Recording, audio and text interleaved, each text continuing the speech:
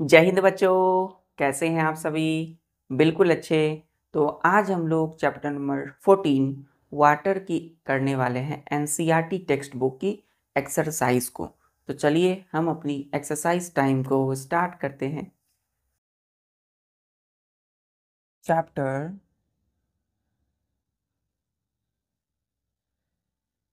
14 water.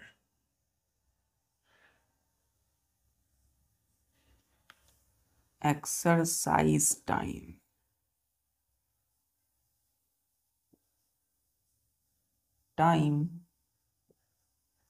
Exercise time. तो पहला question है बच्चों, fill up the blanks in the following.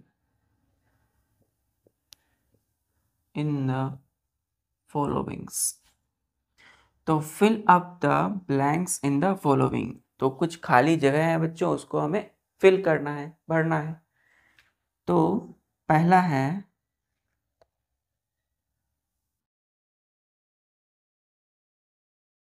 the process of changing of of water into its vapor is called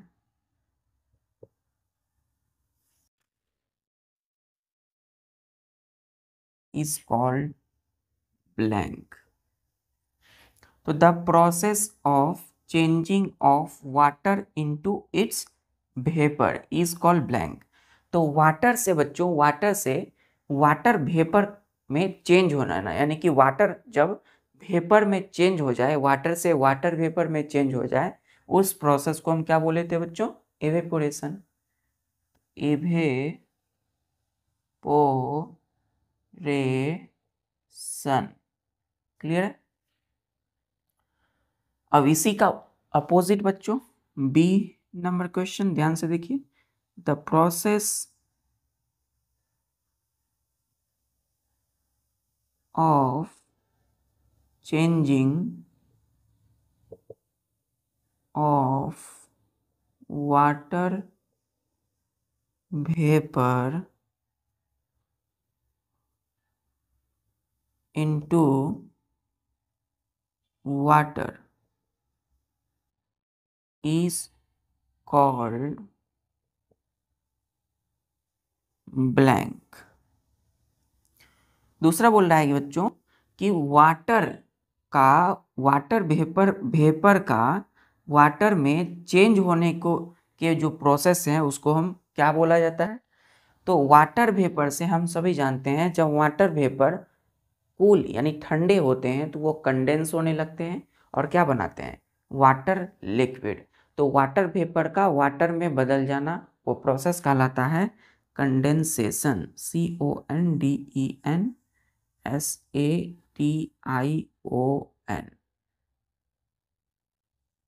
condensation. Clear है बच्चों?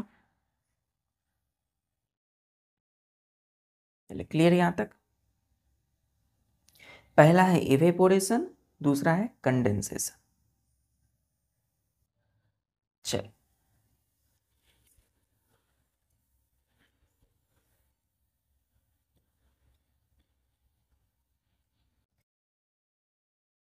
फिर तीसरा है बच्चों सी नंबर में कि no rainfall for a year or more may leads to blank in that region, REGIO region। बोला गया है कि no rainfall for a year or more may leads to blank in that region. यदि बच्चों किसी भी क्षेत्र में लंबे समय मतलब 1 साल से या उससे भी ज़्यादा तक किसी भी क्षेत्र या किसी जगह पर 1 साल या उससे भी ज़्यादा बारिश यदि नहीं हुई है, नो रेनफॉल, कोई भी बारिश यदि नहीं हुई है ना, रेनफॉल यदि नहीं हुई है, तो उस स्थिति में क्या होगी? Drought, DROUGHT।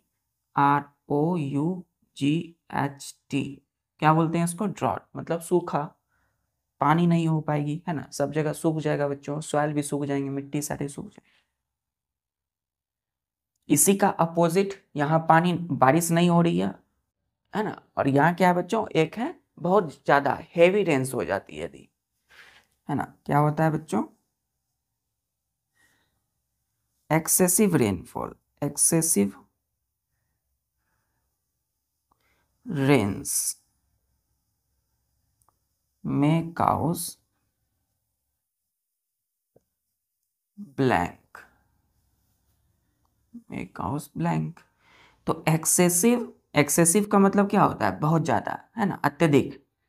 रेन्स, है ना, जब हद से ज्यादा बारिश हो जाए, है ना, बहुत ज्यादा बारिश, तो क्या होते हैं? फ्लड, है ना, बाढ़ आ जाते हैं।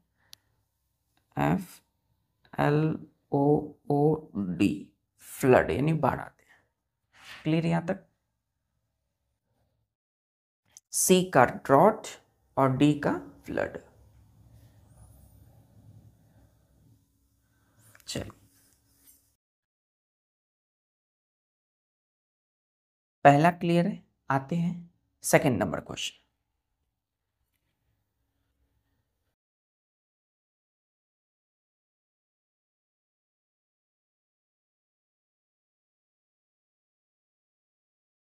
सेकंड में ध्यान दीजिए, बोला गया है कि स्टेट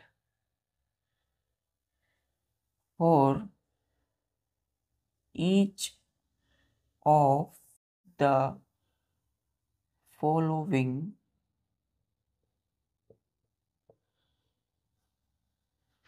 is due to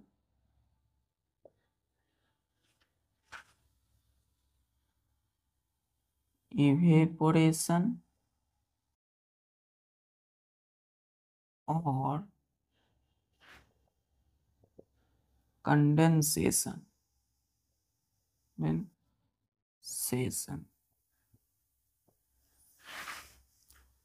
तो हमें कुछ दिए गए हैं बच्चों स्टेटमेंट, है ना, स्टेट हमें बताना है प्रत्येक में से कि कौन सा इवेपोरेशन है उसमें और कौन सा कंडेंसेशन की वजह से वो हो रहा है। ठीक है, तो पहला ए,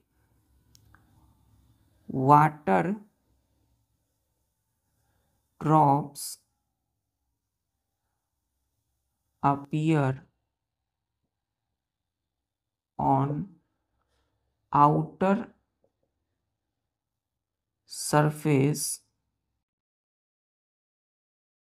of glass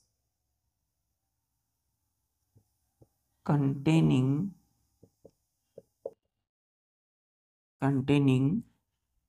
cold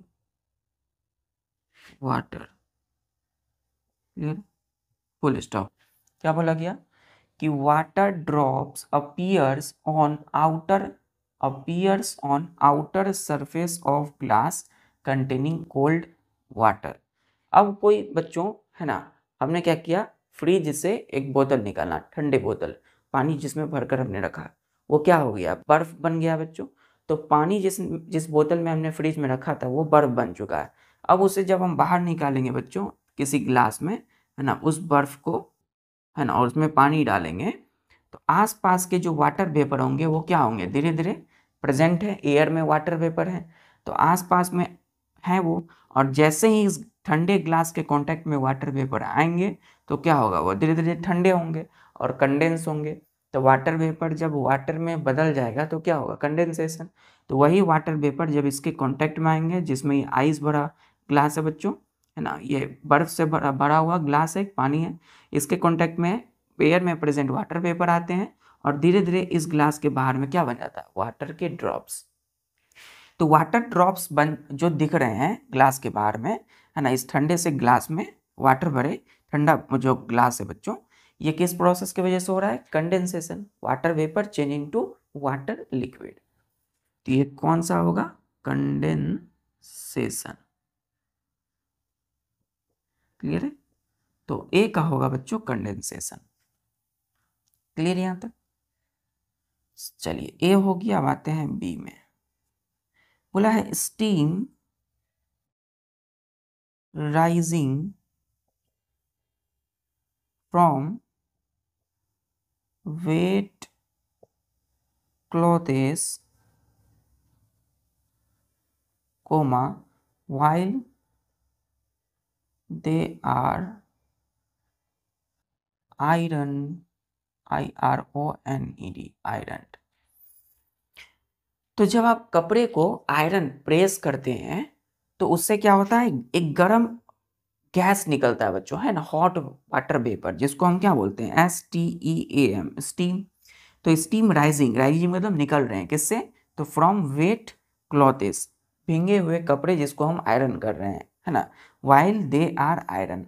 तो किसी भी भीगे कपड़े को आयरन करने के दौरान, वाइल मतलब दौरान, उस समय जो स्टीम निकल रही होती है उसको, वो कौन सा प्रोसेस होगा, इवेपोरेशन, है ना। यानी कि जो वाटर है वो किस में चेंज हो रहे हैं, हॉट वाटर वेपर, और हॉट वाटर वेपर को हमने क्या बोला था, स्टीम, है ना। चलिए वाष्प, तो क्या होगा बच्चों, ये इवेपोरेशन, EVAPORATION, इवेपोरेशन। क्लियर यहाँ तक, क्लियर है। पहला कंडेंसेशन, दूसरा evaporation.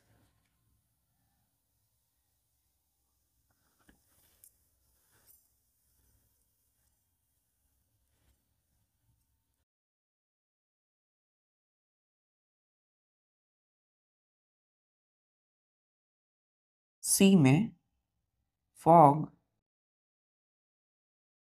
appearing on cold winter morning।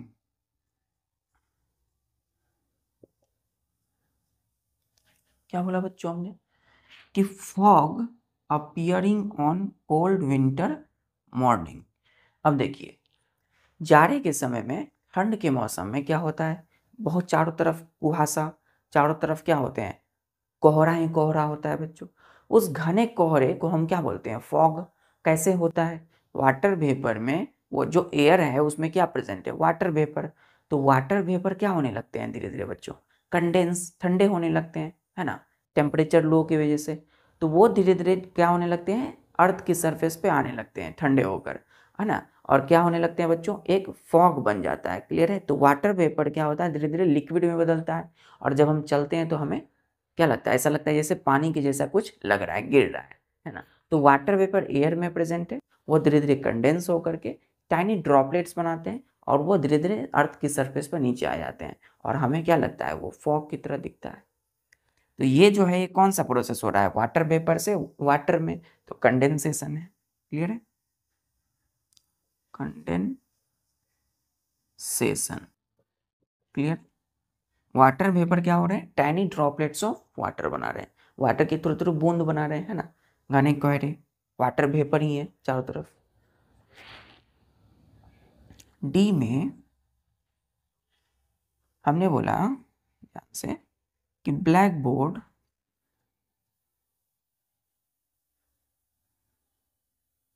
ड्राइज up after wiping, WIPING। Wiping मतलब पोंछना, किसी चीज को हम ऐसे पोंछते हैं ना, रब करते हैं, जैसे इसको ऐसे कर रहे हैं, तो उसी तरीके से आफ्टर विपिंग इट। देखिए, ब्लैक बोर्ड की बात हो रही है ना। आपने पहले देखा होगा बच्चों, कहीं भी कोई से स्कूल में कहीं भी देखा होगा ब्लैक बोर्ड, या आपके स्कूल में भी हो सकते हैं। ब्लैक बोर्ड क्या होते हैं, बोर्ड होते हैं ब्लैक्स, जैसे बच्चों आपने कभी बचपन में स्लेट देखा होगा, है ना, स्लेट आप अभी भी देख रहे होंगे, तो स्लेट में हम लिखते हैं ना, उसी तरह से ब्लैक बोर्ड होती है। इसमें हम क्या करते हैं, ये मार्कर से नहीं लिखते हैं, उसमें हम चौक का इस्तेमाल करते हैं, तो चौक से उसमें लिख रहे होते हैं। क्लियर है? तो ब्लैक बोर्ड में हम चौक का इस्तेमाल करते हैं लिखने के लिए। तो ब्लैक बोर्ड जो है वो सूख जाते हैं, ड्राइज अप, मतलब सूख जाते हैं कब, जब जो हमने लिख लिया, ठीक है। तो ब्लैक बोर्ड को जब हम साफ करते हैं तो भींगे कपड़े से उससे पोंछते हैं, है ना। तो भींगे कपड़े से पोंछते हैं तो उसमें पानी होगा, तो वो पानी धीरे धीरे सूख जाता है ना। तो black board dries up after weeping it. वही कहा कि जब ब्लैक बोर्ड को साफ करके उसे पोंछते हैं भींगे कपड़े से, ब्लैक बोर्ड सूख जाते हैं। किस प्रोसेस से? Water change into water vapour, evaporation, evaporation.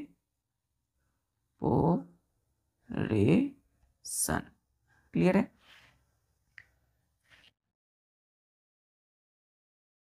सी कंडेंसेशन, डी इवेपोरेशन।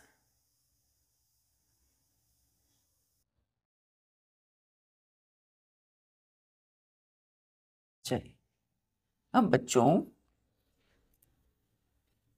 हम आते हैं E number question.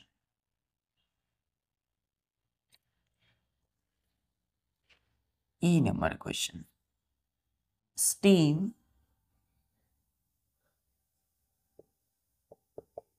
rising from hot girdle, comma, when water is sprinkled on it, full stop, bracket, कि steam rising from hot girdle, comma, when water is sprinkled on it। अब ध्यान से समझिए, hot girdle है बच्चों, मतलब कि जैसे कि यूं समझिए, चाय की प्याली, मतलब चाय जो देने वाले होते हैं जिसमें हम चाय को रखते हैं, गर्म होते हैं, उस चाय को जब हम क्या करते हैं, दे रहे होते हैं ना, उस समय में क्या करते हैं हम बच्चों, एक ठंडी बर्फ का एक प्लेट हम लेकर के उस चाय के जिसमें हम दे रहे होते हैं, ऊपर से हम ऐसे क्या करते हैं, देखिए एक चाय का बच्चों क्या है, ध्यान से देखिए,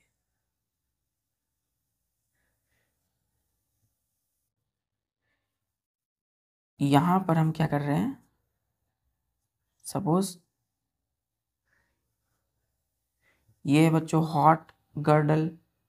क्लियर है?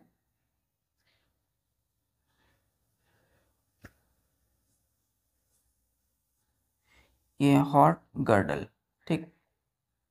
हॉट गर्डल के ऊपर से हम क्या कर रहे हैं, आइस की क्यूब, बर्फ के टुकड़े को रखे हुए हैं किसी प्लेट में, ठीक है। और धीरे धीरे बर्फ जब रखे हैं बच्चों, तो बर्फ क्या होगा, इस हॉट गर्डल, जैसे ही ये गर्म जो गर्डल है, बर्तन है जिसमें हमने चाय रखा, तो इस बर्तन के जैसे ही हॉट संपर्क में ये आइस आएगा, वो धीरे धीरे क्या होगा बच्चों, पिघलने लगेगा ना। तो पिघलने लगेगा, जैसे ही इसमें गिरेगा बच्चों, तो क्या होगा, उससे थोड़ा थोड़ा क्या होगा, हॉट वाटर वेपर, है ना, एक निकलने लगेंगे। क्लियर है? जब हमने क्या किया, वाटर इज स्प्रिंकल, स्प्रिंकल मतलब छिड़काव, वाटर का थोड़ा बहुत बूंद देना, ऐसे छिड़कना, है ना।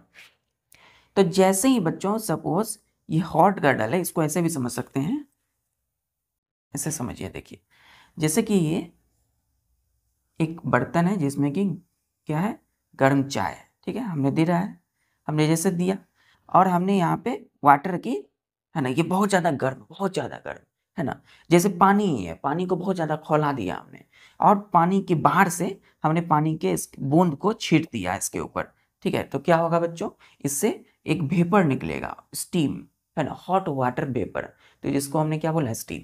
तो स्टीम निकलता है किसी हॉट गर्डल से, कब, जब हम उसमें पानी का छिड़काव करते हैं। तो इसका मतलब क्या हुआ कि स्टीम एक वाटर वेपर है, तो वाटर वेपर क्या हो रहे हैं बच्चों, यानी कि वाटर जब हमने स्प्रिंकल किया, वाटर को छिड़का, तो वाटर क्या हो रहे हैं, चेंज हो रहे हैं वाटर वेपर में, है ना। तो यहाँ पे प्रोसेस होगा इवेपोरेशन। क्लियर है? आप देखते हो कोई गर्म सा चीज है, उसमें जैसे हम पानी देते हैं तो थोड़ा सा करके आवाज निकलता है ना, और एक गैस निकलती है उससे ऊपर से, है ना, ऐसे वाटर वेपर करके ऐसे ऐसे कोई गर्म चीज़ में हम इसे पानी फेंक देते हैं ऐसे, तो आवाज़ करते हैं और उसमें से क्या होता है, वाटर वेपर निकलता है। तो वाटर किस में चेंज हो रहे हैं, वाटर वेपर में। तो प्रोसेस कौन सा होगा, इवेपोरेशन। क्लियर है, क्लियर है बच्चों, यहाँ तक क्लियर है बच्चों। चलिए आते हैं अपने तीसरे क्वेश्चन पे।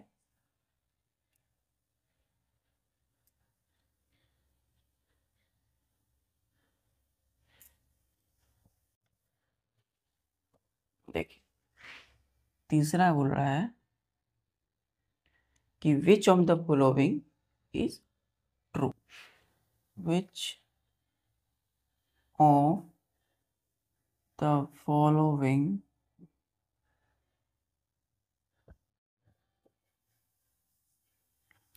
Is true, TRUE, true. True means क्या होता है, सही। तो which of the flowing statements, ऐसे लिख सकते हैं, which of the flowing statements, which of the following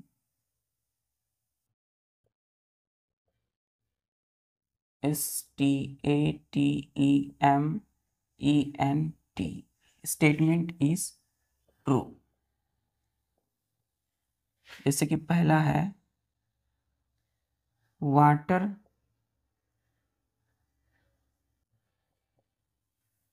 vapour is present in air only during the monsoon। ठीक है, तो ये जो अपने हम लिखा अभी, ये क्या है, एक स्टेटमेंट है ना। स्टेटमेंट क्या होता है बच्चों, एक सेंटेंस जो होती है उसी को हम स्टेटमेंट बोलते हैं। ठीक है, तो water vapour is present in air only during the monsoon. तो मॉनसून क्या होते हैं, रेनी सीजन को बोलते हैं ना, है ना, बारिश के मौसम को मॉनसून बोलते हैं। तो मॉनसून के दिनों में सिर्फ क्या मॉनसून, इसमें क्या बोला है कि क्या सिर्फ मॉनसून के ही वक्त वाटर वेपर एयर में मौजूद होते हैं, नहीं ना, क्योंकि वाटर वेपर बच्चों क्या होते हैं, एयर में हर समय प्रेजेंट है। तो water vapour present in air not only during the monsoon, सिर्फ मॉनसून के वक्त ही वाटर वेपर नहीं प्रेजेंट है, गर्मी के मौसम में, वसंत यानी स्प्रिंग सीजन में, समर सीजन में, विंटर सीजन में, हर समय एयर में क्या प्रेजेंट है, वाटर वेपर। क्योंकि वाटर वेपर किसी न किसी रूप में आ रहा है, या तो एवेपोरेशन के जरिए या ट्रांसपीरेशन के जरिए। प्लांट लॉस कर रहे हैं वाटर को वाटर वेपर के रूप में, क्लियर है, या फिर जितने भी नदी है, तालाब है, पोखर है, सबसे बच्चों वाटर निकल रहा है वाटर वेपर के फॉर्म में। तो वाटर वेपर क्या है, हर समय एयर में प्रेजेंट है ना, वाटर वेपर बन रहे हैं। तो इस सिर्फ मॉनसून में नहीं, इसलिए बच्चों ये सेंटेंस क्या है, बोल रहा है कि which of the following statement is true. ये स्टेटमेंट क्या है, सही है क्या गलत है, क्यों, कि ओनली ड्यूरिंग द मॉनसून बोल रहा है, केवल केवल ड्यूरिंग मॉनसून, बिल्कुल गलत है, ये क्या है, फॉल्स। इसमें लिखिएगा FALSE, फॉल्स। फॉल्स क्यों लिखा हमने, फॉल्स यहाँ नहीं है, यहाँ बोल रहा है सिर्फ ट्रू बताने के लिए, लेकिन ये हमने लिख दिया फॉल्स क्योंकि ये सही नहीं है, फॉल्स मतलब गलत। B, water evaporates into air from ocean, river, lakes and lakes,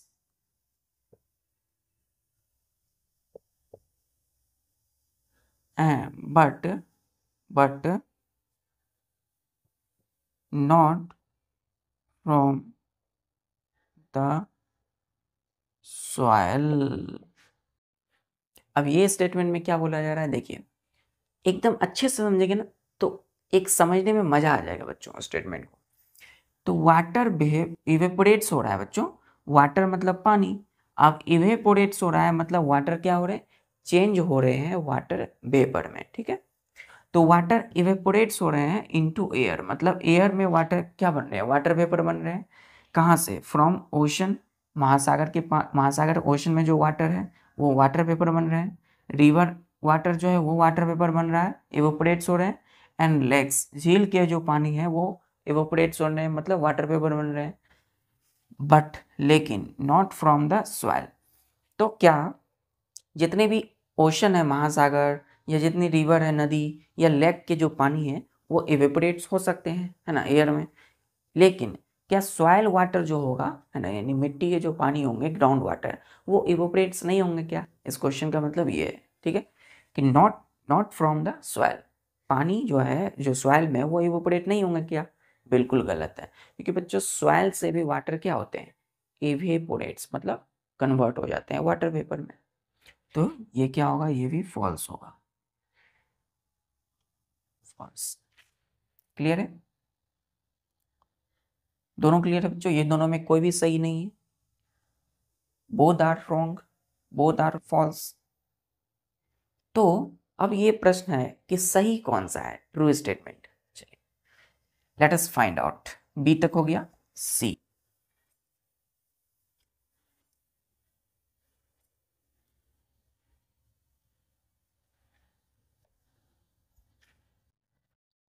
सी में है कि the process of water changing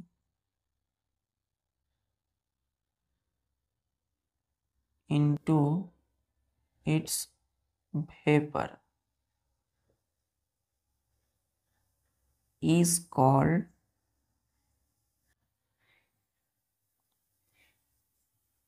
evaporation,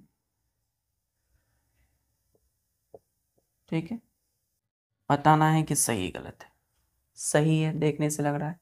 the process of water changing into its vapour is called evaporation. अब ये बच्चों थोड़ा सा ध्यान से देखिए क्वेश्चन को। ये बोल रहा है प्रोसेस ऑफ, यहाँ पे क्या लिखा हुआ है, वाटर, चेंजिंग नहीं लिखा हुआ है। तो अब हमें क्वेश्चन को समझना है, हर चीज़ का कंसेप्ट समझना है। हमें किसी चीज़ को बार बार याद करना या उसे रटना नहीं है, बल्कि उसे समझना है।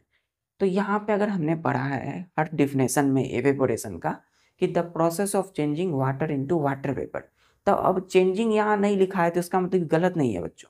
अब जो प्रोसेस जो वाटर से वाटर वेपर बनना, वाटर से उसके वेपर का जो चेंज हो जाना होता है, तो यहाँ वाटर की ही बात हो रही है ना। तो the process of water changing into its vapour, मतलब वाटर का अपने वेपर में चेंज होने को प्रोसेस को हम क्या बोले, एवेपोरेशन। तो ये सही ही है ना। बस थोड़ा सा डिफरेंस है बच्चों। तो लेकिन ये आपको धीरे धीरे धीरे करके जैसे ही आप पढ़ोगे, ऐसा नहीं है कि अचानक से आपको ये आने लगेगा ये टेक्निक, ठीक है। ये धीरे धीरे जैसे आप हायर क्लास में धीरे धीरे पढ़ोगे, जितना आप रीड करोगे, अच्छे से देखोगे, फाइंड आउट करेंगे, खोजोगे चीज़ों को, आपको ये ट्रिक, ये टेक्निक अच्छे से आ जाएगा, है ना। आप सेंटेंस को धीरे धीरे पकड़ में आ जाएगा, आपको सेंटेंस ग्रेस्पिंग धीरे धीरे आने लगेगी। क्लियर है? चलिए, तो ये स्टेटमेंट क्या है, ट्रू। यही मिला हम लोगों को, ट्रू यानी सही। सी में, सी के बाद आते हैं D. The evaporation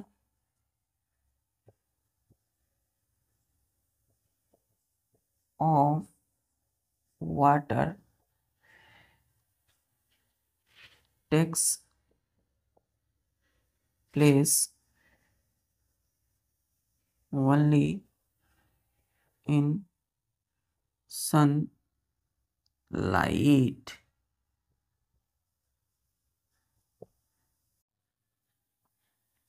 The evaporation of water takes place only in sunlight।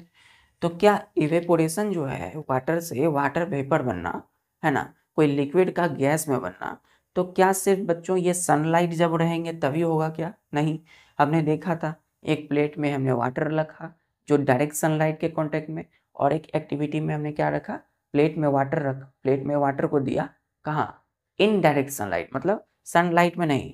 एक को डायरेक्ट सनलाइट में, एक को हमने रूम के अंदर में दिया, ठीक है, बरामदे पर।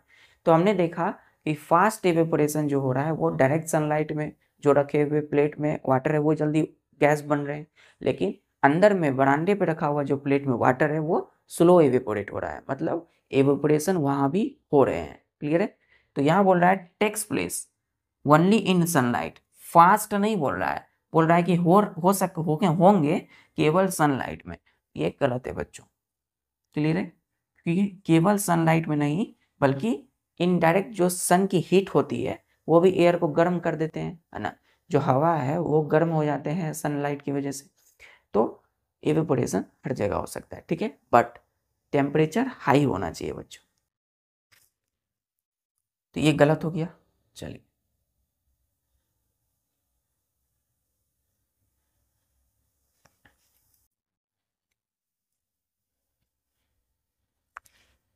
ई नंबर की वाटर वेपर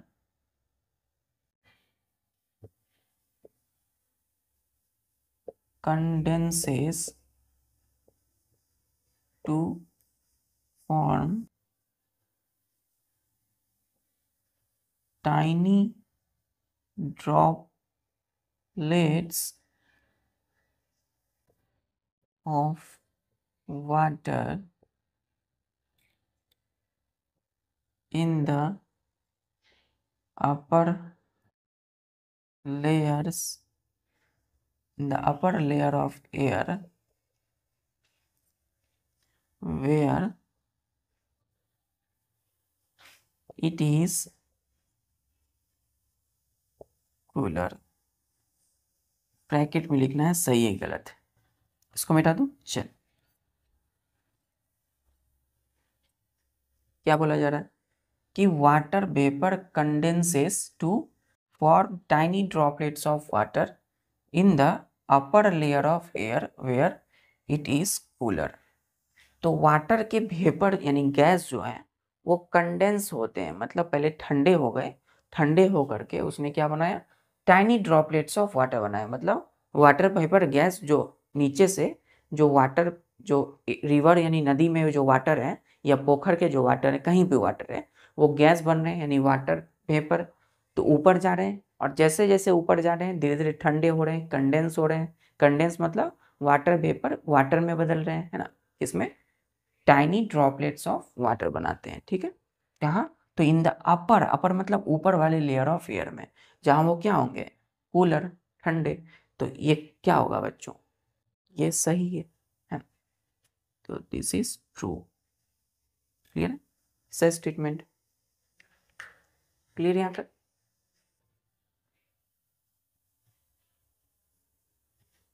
चलिए, तो हमने 3 तक कंप्लीट किया, अब हम करेंगे 4 number question.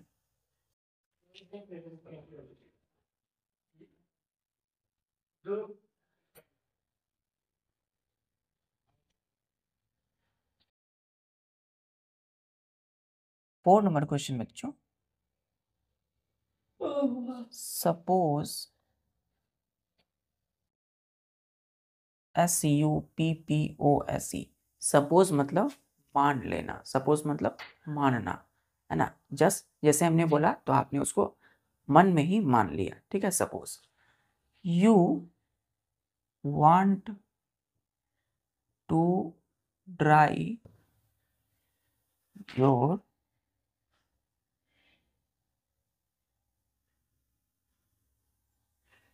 Uniform, you want to you want to dry your uniform quickly। Clear है, फुल स्टॉप। स्प्रेडिंग, स्प्रेडिंग मतलब फैलाना। ठीक है, इट नियर द ANGHITI, अंगीठी, ब्रैकेट में लिखिएगा बच्चों, हीटर। क्लियर है, help, help if yes comma and how. क्या बोला गया है कि आपने अपने स्कूल यूनिफॉर्म जो ड्रेस है वो गीले आपने उसको धोया, वॉश किया, अब वो बच्चों सूखा नहीं है ना, ठंड के मौसम में नहीं सूखता है। तो स्कूल यूनिफॉर्म के ड्रेस को ठंड के मौसम में आपने सोचा कि अपनी जो अंगीठी है, मतलब जो हीटर है आपके आपके आपके पास, वो हीटर के पास आपने उसको फैला दिया, है ना। तो क्या हीटर उसको सुखाने में मदद करेंगे, उसे ड्राई करने में आपकी मदद करेंगे? इफ यस, यदि हाँ, आप यदि हाँ में हो, आपके कपड़े यदि सूख जाते हैं जल्दी से, देन हाउ, कैसे सूख जाते हैं? तो हीटर के पास अपने कपड़े को रख दिया, फैला दिया, तो वो जल्दी सूख गए। यदि हाँ, तो लिखिए कैसे। तो लिखेंगे बच्चों आंसर में ANS, यस, कोमा हीटर। देखिए नाम में ही है, नाम में क्या है, हीट के बाद ER है, तो हीटर मतलब हीट, उसकी गर्म की वजह से कपड़े सूख गए। तो heater will help to dry our uniform quickly because heat produced by heater will evaporates water from wet uniform at faster rate to dry our uniform, full stop.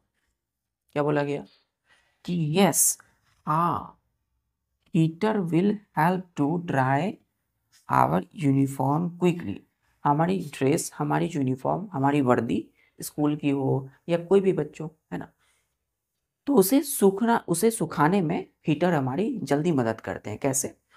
Because, क्योंकि heat heat produced by heater, heater के द्वारा जो heat गर्म produce निकल रही है उससे ताप, विल, हीट को क्या बोलते हैं, ताप, will evaporates water from wet uniform at faster rate to dry our uniform।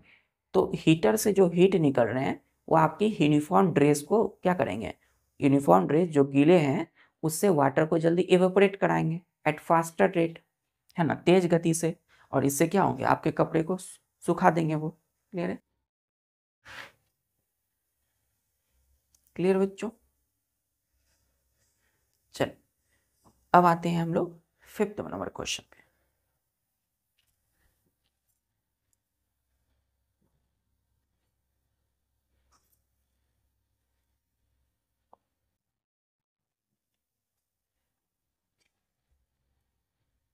देखिए 5th नंबर बोल रहा है कि take out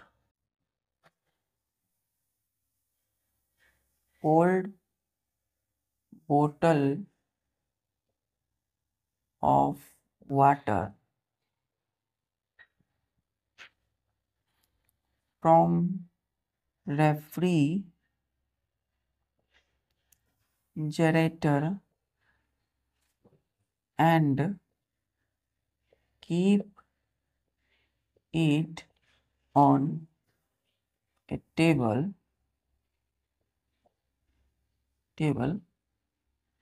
then after some time,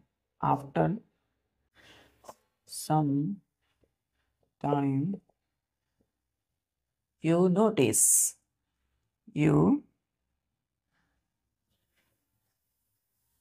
you notice puddle of PUDDL। पडल जो होता है ना, पडल का मतलब होता है बच्चों पूल, पूल मतलब पोखर, है ना, पूल। तो पूल में क्या होते हैं, पानी होते हैं इस तरह से, वो पडल पानी। लेकिन यहाँ जो पडल है ना, ये ड्रॉप की बात कर रही है, बूंद की, ठीक है। तो पडल एक्चुअल का पेडल मीनिंग क्या होता है, पडल, पडल की एक्चुअल मीनिंग है पूल, पानी, ठीक है। तो यहाँ जो पडल है वो क्या है, बूंद को बोल रहे हैं हम लोग, छोटे छोटे ड्रॉप्स। तो नोटिस पडल of water around it, clear है। हाउ, HOW, हाउ, कैसे। टेक आउट, बाहर निकालें, कोल्ड बोतल ऑफ वाटर, ठंडी बोतल, पानी की ठंडी बोतल को हमने बाहर निकाला, कहाँ से, तो फ्रॉम रेफ्रिजरेटर, रेफ्रिजरेटर से, and keep it on A table, उस बोतल को हमने टेबल पे रख दिया निकाल करके। आफ्टर सम टाइम, कुछ समय बाद, यू नोटिस, आप देखोगे, नोटिस मतलब देखोगे उसे ध्यान से, कि पडल ऑफ वाटर अराउंड इट, उस बोतल के चारों तरफ क्या होंगे, पानी के बूंद होने लगेंगे, बाहर बाहर क्या दिखने लगेंगे, पानी के, वाटर के ड्रॉप्स उस बोतल के बाहर में चारों तरफ, ठीक है। हाउ, ये कैसे, ठीक। आपने फ्रिज से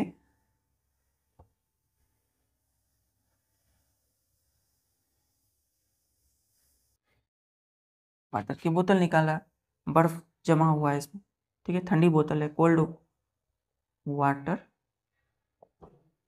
बोतल, ठीक है। इस बोतल जब से बाहर रखा, तो बाहर रखा मतलब एयर में रखा, और एयर में क्या प्रेजेंट है, वाटर वेपर ना। तो जैसे ही वाटर वेपर इसके, इस कोल्ड वाटर बोतल के कांटेक्ट में आएंगे, तो क्या होंगे, वो धीरे धीरे कंडेंस हो जाएंगे। कंडेंस मतलब water vapour change into water liquid. तो क्या होंगे, इसके चारों तरफ जैसे कांटेक्ट आएंगे तो लिक्विड वाटर में बदल जाएंगे, गैस वाटर में बदल जाएंगे, और वही हमें दिखता है इस बोतल में ड्रॉप के रूप में, बूंद के रूप में, ठीक है। तो आंसर लिखेंगे,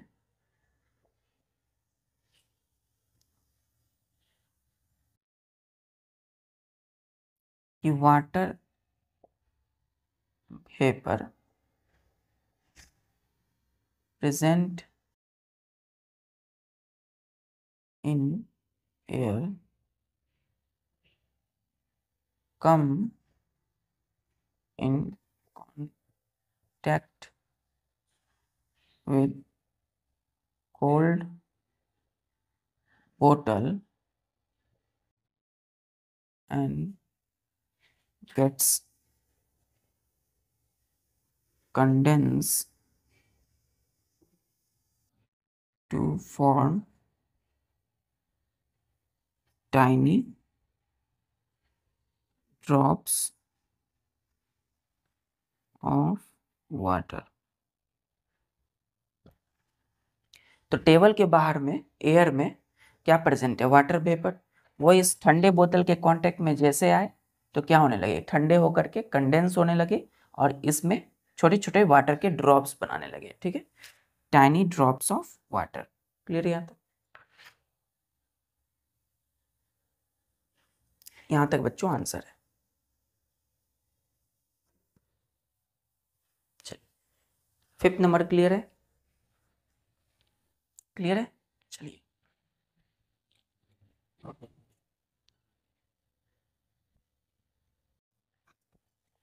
फिफ्थ के बाद आता है बच्चों सिक्स्थ।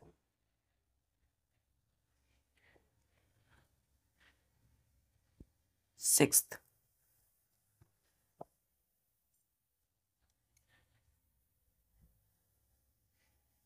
सिक्स्थ में क्या है बच्चों, सिक्स में बोल रहा है टू क्लीन देयर स्पेक्टेकल, मतलब कि इस चश्मे को, बच्चों ध्यान से देखिए, to clean there spectacles, tackle, coma, people often, OFTEN, often मतलब होता है अक्सर, अक्सर, टी साइलेंट होता है, ऑफन पढ़ते हैं इसको। Breathe, people often breathe out on glasses to make them wait, full stop, explain, EXPLAIN, explain, explain मतलब विस्तार से बताएं, वर्णन करें, why glasses become wait, ठीक है, क्वेश्चन मार्क। अब आंसर में हम लिखेंगे, देखिए ये जैसे स्पेक्टिकल है, ये चश्मा है बच्चों, तो स्पेक्टिकल में अक्सर लोग क्या करते हैं, इसे हमें साफ करना है, इस चश्मे को क्या करना है, साफ करना है। तो साफ करने के लिए हम क्या करते हैं, ऐसे ब्रीथ, ब्रीथ मतलब निकालते हैं, करते हैं ना ब्रीथ, ऐसे करते हैं। ऐसे जैसे हमने किया तो हमारे ब्रीथ में वाटर वेपर प्रेजेंट है, एयर में भी है।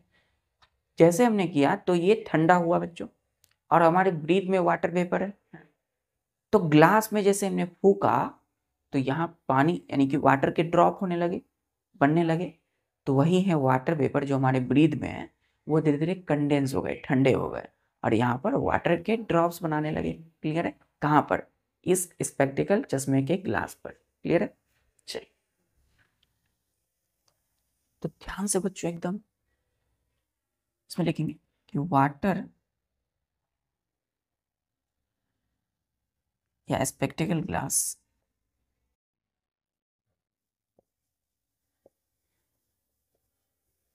glasses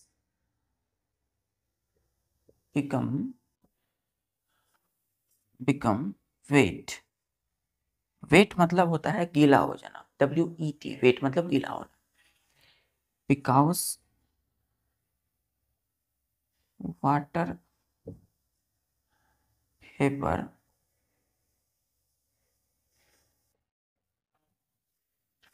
present in our breath condenses and form drops of water on glasses। Clear है? यही आपका आंसर है। अब इसे समझते हैं। स्पेक्टिकल यानी जो चश्मा है, ग्लासेस बिकम वेट, ये गीला हो जाता है बच्चों, है ना। बिकॉज क्योंकि water vapour present in our breath, हमारे ब्रीथ में, सांसों में, ऑक्सीजन एयर में, कंडेंस ठंडे हो जाते हैं, बदल जाते हैं वाटर के ड्रॉप्स में, and form drops of water on glasses. Clear है? तो वाटर जो हमारे ब्रीथ में वाटर वेपर है, वो बदल गए वाटर में, वाटर के ड्रॉप्स में, बूंद में, कहाँ? ग्लासेस पे, जैसे हमने उसको ऐसे किया। क्लियर? क्लियर है बच्चों यहाँ तक? बस एक और क्वेश्चन करते हैं, एक नहीं दो question.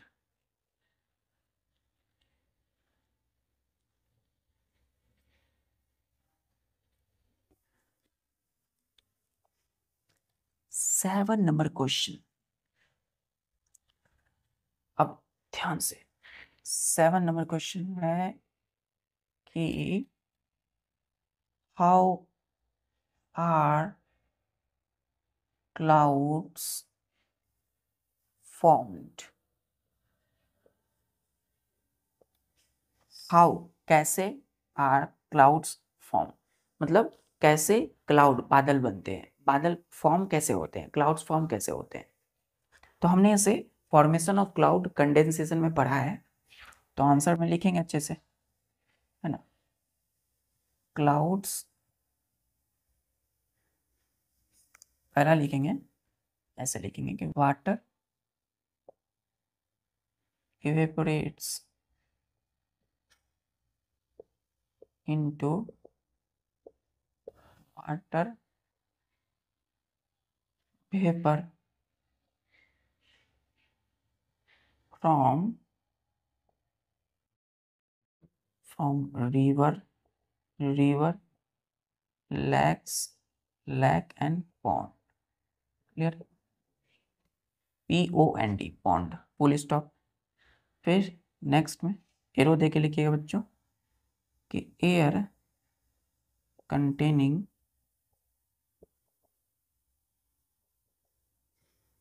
Water vapour is heated by the sun, sun. Arrow दे के लिखिए कि अब hot air being light, comma, so rise up in the sky, ठीक। Water vapour present in air gets cooled and condenses to form tiny drops of water, clear, called CLOUDS, clouds। यहां पे आपकी cloud बनकर तैयार, बादल बन गई। तो यहां से स्टार्ट है आंसर आपका कंप्लीट। क्या है कि वाटर इवेपोरेट्स, यानी इवेपोरेट मतलब चेंज होते हैं इनटू वाटर वेपर में, वाटर गैस में बदलते हैं from river, lake and pond. तो जो नदी के पानी है, लेक झील के हैं, और जो पॉन्ड तालाब पोखर के पानी क्या होते हैं, वाटर वेपर में बदल जाते हैं। और कहाँ जाते हैं, एयर में। So the air containing water vapour is heated by the sun. Sun के द्वारा क्या है वो एयर बच्चों, एयर कंटेनिंग जो वाटर वेपर है वो क्या है, सन के द्वारा हीट हो जाता है, गर्म हो जाता है, क्योंकि एयर में वाटर वेपर है, वो गर्म हो रहे हैं सन के द्वारा। Hot air being light, hot air गर्म एयर जो है वो लाइट है, लाइट मतलब हल्के होते, हल्के होने की वजह से rise up in the sky, वो धीरे धीरे क्या होने लगते हैं, ऊपर उठने लगते हैं। क्लियर है। Water vapour present in air gets cooled, और जितना वो ऊपर जाएंगे, कूल वाटर वेपर जो गर्म हुए हैं, जितना क्या हो रहे हैं, हल्के हो और ऊपर जा रहे हैं, वो उतना ही ठंडे हो रहे हैं। And condenses to form tiny drops of water called cloud, और वो जितना ऊपर जा रहे हैं वाटर वेपर उतने ही ठंडे हो करके कंडेंस हो जा रहे हैं, और क्या बनाते हैं, पानी के छोटे छोटे एकदम छोटे छोटे टाइनी ड्रॉप्स बनाते हैं, जिसको हम क्या बोलते हैं, क्लाउड। क्लियर है बच्चों, ये आंसर लिखने का तरीका है। अब देखिए हमने क्या, अभी जितने भी लेक्चर देखा है हमने, उसमें जो नोट्स तैयार किए है, उस नोट्स में बच्चों हमने इस तरह से अंडरलाइन किया है ना चीज़ों को, वर्ड को, इसमें जो वर्ड है उसको अंडरलाइन करते हैं, क्यों, ताकि हमें अच्छे से बात क्लियर हो। अब जब नोट में आप इस एक्सरसाइज के आंसर को लिखते हो और इसे जब फेयर में उतारते हो, आप फेयर कॉपी में, तो आंसर में बच्चों एनसीईआरटी की एक्सरसाइज जब करो तो ये अंडरलाइन नहीं करो। क्लियर है। अंडरलाइन यहाँ इसलिए कर रहा हूँ बच्चों ताकि आप अच्छे से समझ सको।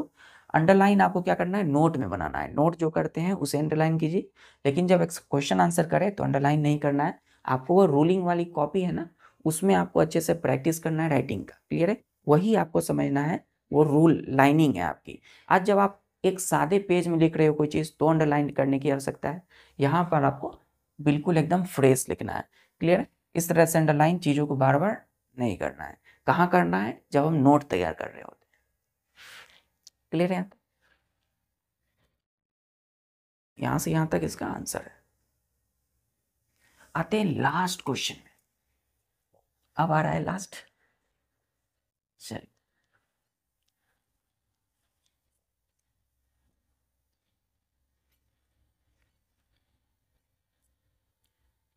क्वेश्चन लास्ट है, इसका मतलब ये नहीं कि हम जल्दी जल्दी चीज़ों को करने लगे। ठीक है, लास्ट है मतलब बच्चों आपको अब रिलैक्स हो रही है धीरे धीरे, तो आपने अच्छे से किया, अब लास्ट क्वेश्चन को चेस करेंगे।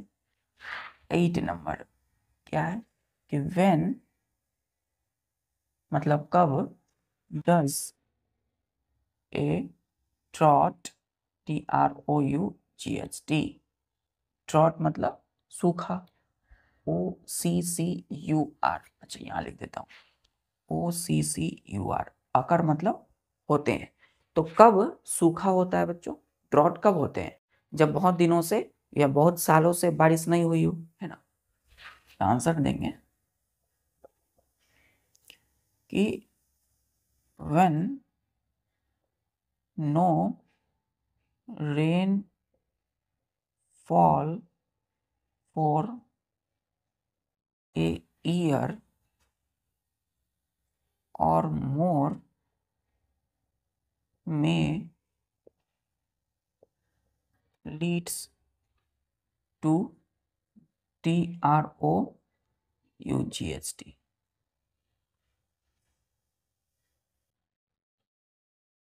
क्लियर। तो when no rainfall for a year or more may leads to drought। अब बच्चों बहुत दिनों से बहुत सालों से जब बारिश नहीं होती है तो क्या लीड करते हैं, ड्रॉट। उस स्थिति में सूखा होता है, क्या होते हैं, सूखा। Full stop. क्लियर है, यही है इसका आंसर।